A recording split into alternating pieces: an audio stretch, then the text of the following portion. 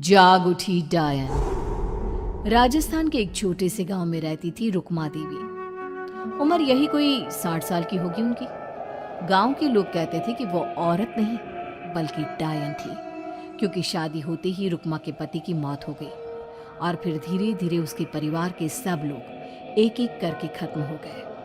और साथ ही गांव में पड़ा अकाल, जमीन सूख गई, खेती सूख गई, लोग भूखे मरने लगे। रुक्मा को गांव से बाहर निकाल दिया गया और तब से वो गांव के बाहर झोपड़ी बनाकर रहने लगी। कोई भी रुक्मा के घर के आजू बाजू से गुजरता तक नहीं था। एक दिन गांव के रहने वाले रतन और उसकी पत्नी आनंदी को दूसरे गांव से आते वक्त रात हो गई और अंधेरे में रास्ता भटक के वो रुक्मा की झोपड़ी के पास जा पहुंचे। अरे आनंदी, ये क्या हो गया? हम तो रुक्मा डायन की झोपड़ी के पास आ पहुंचे। अब तो सब बुरा होगा। जल्दी जल्दी से निकल यहाँ से। हाँ जी, सही कहते हैं आप, ये डायन हमको खा जाएगी। जल्दी भागो यहाँ से। तभी रुक्मा झोपड़ी से बाहर आती है। अरे रुको, तुम लोग यहाँ मेरी झोपड़ी में आराम कर लो और देखो, इस रास्ते पर आगे मत जाना। हाँ, हमें आगे जाने से इसलिए रोक रही है ना, ताकि हमें मार डाले तू। अरे ना ना, मैं तो तुम्हारी जान बचाना चाहती हूँ, मेरी बात तो सुनो। डर की वजह से आनंदी और रतन वहां से भाग जाते हैं, लेकिन फिर अगले दिन गांव में खबर फैलती है कि रतन और आनंदी ने अपने घर में फांसी लगाकर आत्महत्या कर ली। वजह क्या थी किसी की समझ में नहीं आया।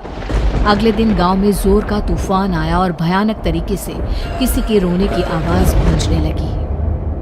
अरे भाई, लगता है उस डायन रुक्मा ने गांव पे काला जादू कर दिया है। हाँ भाई, मुझे भी ऐसा ही लग रहा है। लगता है कल आनंदी और रतन मर गए। लगता है ये उसी का किया धरा है। हमें सरपंच के पास चलना चाहिए। वो दोनों आदमी सरपंच के घर पहुंचते हैं। अरे, तुम इस वक्त यहाँ पर क्यों आए हो? जानते नहीं बाहर क्या हो रहा है? कितनी डरावनी आवाज गांव में गूंज रही है। बस मालिक, किसी तरह आ गए। पूरे गांव वालों की जिंदगी का सवाल है। अरे मालिक, ऐसे तो सब एक एक करके मर जाएंगे। तो क्या चाहते हो? क्या किया जाए? मालिक, हमें रुक्मा को मारना होगा। अरे जब तक वो डायन गांव में जिंदा रहेगी, तब तक गांव में ये सब होता ही रहेगा।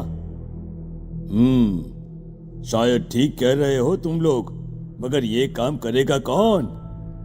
मालिक, अगर आप कहे तो हम दोनों मिलके इस काम को अंजाम दे दे। बस आपको हमें यकीन दिलाना होगा कि हम पकड़े नहीं जाएंगे। ठीक है, लेकिन बाहर जो आतंक का साया है, उसमें तुम दोनों रुक्मा तक पहुंचोगे कैसे? हैं? क्या तुम्हें डर नहीं लगता?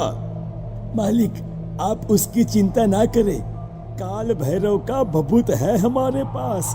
रुक्मा तक पहुंचकर आसानी से मौत के घाट उतार देंगे उसको। हाँ,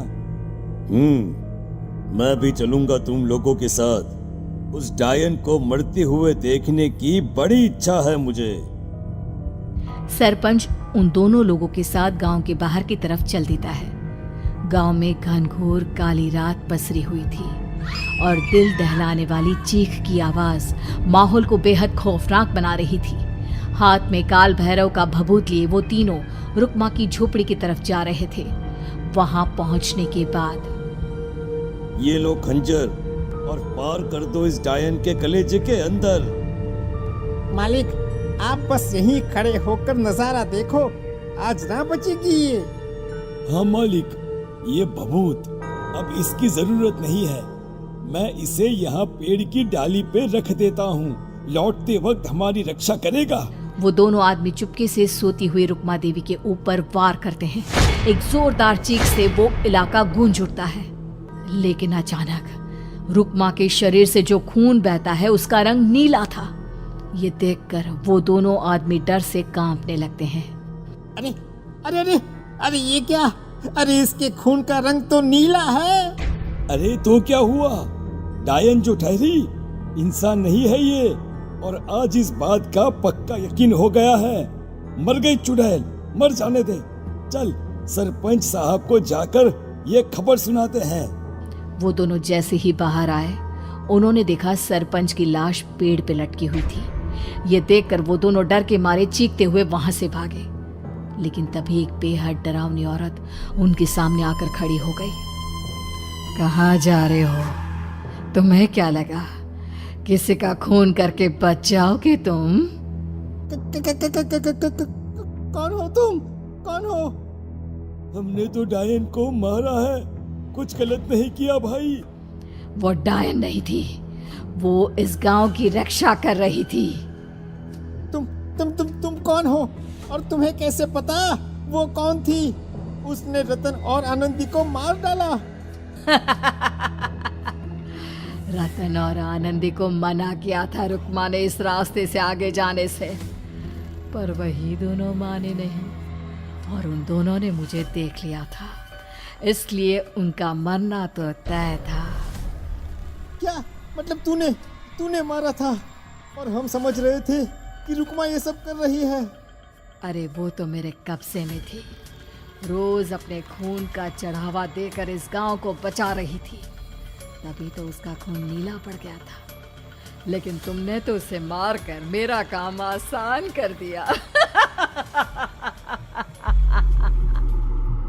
अरे नहीं नहीं, हम नहीं मानते कि ये सच है। नहीं मानते तो बताओ सरपंच कैसे मरा फिर? क्योंकि उस वक्त तो तुम लोग रुक्मा को मार रहे थे ना, जवाब दो। हाँ बात तो सही है, इसका मतलब इसका मतलब अब तुम लोगों ने अपनी मौत को खुद दावत दी है, क्योंकि जो तुम लोगों को बचाने की कोशिश कर रही थी वो तो अब रही नहीं। अरे लेकिन कौन है वो जो हम लोगों को मारना चाहता है? आत्मा, रुक्मा के घर वालों की आत्मा। वो लोग कोई आम आदमी नहीं, खूनी भेड़िए थे और रुक्मा ने उनका ये राज जान लिया था। रुक्मा के अंदर शक्तियां थी जिसके चलते उसने उन सबको खत्म कर दिया। क्या? अरे लेकिन पूरा गांव तो समझ रहा था कि रुक्मा अपने घर वालों को खा गई। खा रुक्मा नहीं, मैं गई।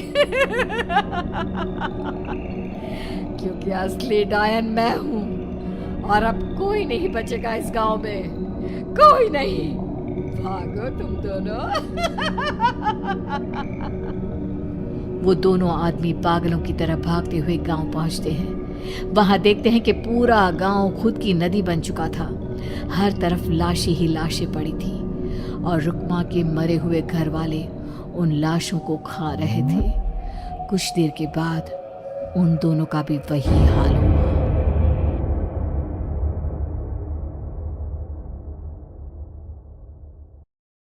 दोस्तों, यहां हम आपके साथ बहुत सारे हिंदी स्टोरी साझा करेंगे, जैसे प्रेरक कहानियां, अकबर बीरबल की कहानी, नैतिक कहानियां, मजेदार कॉमेडी कहानियां, प्रेरक शैक्षिक कहानियां, तेनाली रामन की कहानियां, पंचतंत्र की कहानी, लोक कथाएं, किस्से कहानियां, कथाएं, पशु, सफलता, जीवन लघु कथा, अद्भुत और अनोखी कहानियां आदि।